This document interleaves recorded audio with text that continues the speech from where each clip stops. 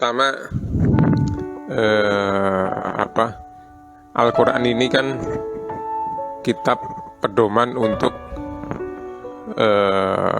kita ya, orang Islam ya, bukan pedoman orang Yahudi atau Bani Israel dalam hal ini ya. Jadi apa yang dituangkan, diceritakan, diajarkan di sini itu mesti jadi pedoman kita gitu.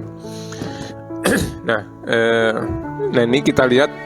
Jadi ketika di sini menceritakan tentang suatu kaum atau suatu kelompok, ini seharusnya menjadi pedoman kita orang Islam ini, supaya jangan seperti itu kalau itu jelek gitu ya.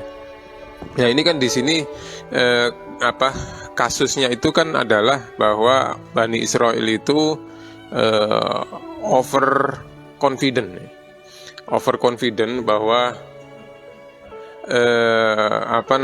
kalaupun mereka ini kan banyak keturunan nabi, banyak nabi-nabi diturunkan di kaum mereka gitu ya, sehingga mereka ini terlalu percaya diri, sehingga kalau kami ini kalau masuk neraka pun paling sebentar gitu kan, habis itu surga gitu. Jadi dibantah di sini kan, siapa yang pernah janji kamu kayak gitu, itu siapa gitu. Nggak ada yang pernah janji kayak gitu. Padahal Allah pernah janji menjanjikan seperti itu. Nah kemudian kan ayat berikutnya kan mengatakan waman man kasaba, man itu siapa saja, mau Yahudi, mau Islam, mau Nasrani, mau siapapun itu yang kasaba sayyi'ah. Kasab ini juga menarik, pemilihan kata kasaba ini kan. Kasaba ini biasanya suatu usaha yang positif ya. Nanti di surat ayat terakhir Al-Baqarah kan, laha ma kasabat wa 'alaiha maktasabat itu ya. Itu kasaba ini suatu yang positif, tapi positif terus sayyi'ah, jelek gitu. Jadi menganggap saking sudah seringnya berbuat jahat, sehingga perbuatan kejahatan itu menjadi sesuatu yang positif gitu.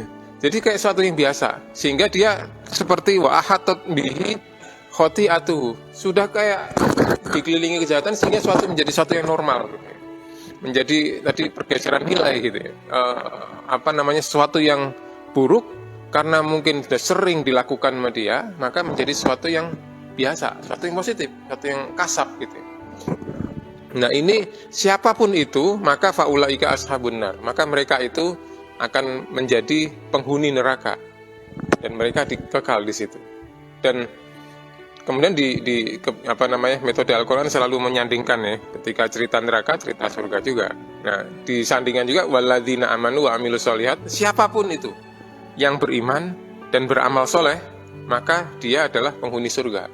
Jadi tidak peduli kamu itu kaumnya Nabi atau orang di luar itu, kalau kamu terbiasa selalu berbuat jahat, maka kamu penghuni neraka.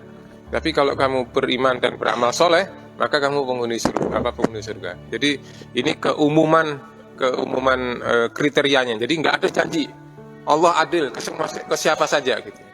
Itu satu yang menarik di sini ya. Kemudian yang kedua, di sini Allah menjelaskan kepada kita orang pengikut Nabi Muhammad SAW, pengikut akhir zaman ini, bahwa sebenarnya yang dijanjikan ya, janjinya orang Bani Israel itu kepada Allah itu sama saja dengan janji kita gitu. Janji kita kan juga ini kan sama nih, berbuat baik pada kerabat, ke anak yatim, ke orang miskin, berkata yang baik kepada manusia. Kalau nggak bisa nyumbang, nggak bisa bantu, minimal berkatalah yang baik gitu. Wa qulu husna. Dan kemudian wa aqimus shalah wa atuz zakah. Jadi itulah yang janjinya, bukan janji nggak akan masukin neraka gitu. Janji kamu, antara kamu dan aku itu adalah ini tadi, kamu akan berbuat baik kepada orang tua, tidak menyekutukan Allah. Itu janjinya, dan itu janji kita juga. Dan ketika di sini dikatakan qalilan minkum, di kita juga qalilan gitu. Banyak di ayat lain qalilan ma tashkurun, sedikit dari kamu yang bersyukur, sedikit dari kamu. Jadi bukan hanya Bani Israel, kita juga sedikit yang apa namanya benar-benar menepati janji itu sedikit. Gitu. Kita tuh ya maju mundur, kadang ke kanan, kadang ke kiri gitu kan. Jadi yang konsisten menepati janji di kita itu juga sedikit. Nah jadi Al-Quran ini ketika mengingatkan cerita pada suatu kaum ini ke kita juga ini. Jangan sampai kayak Bani Israel overconfident bahwa kita nggak akan masuk neraka kecuali beberapa hari aja gitu ya. Siapa yang pernah janji gitu? Gitu ya. Nah ini kan kalau kamu mau masuk surga maka beriman amal soleh.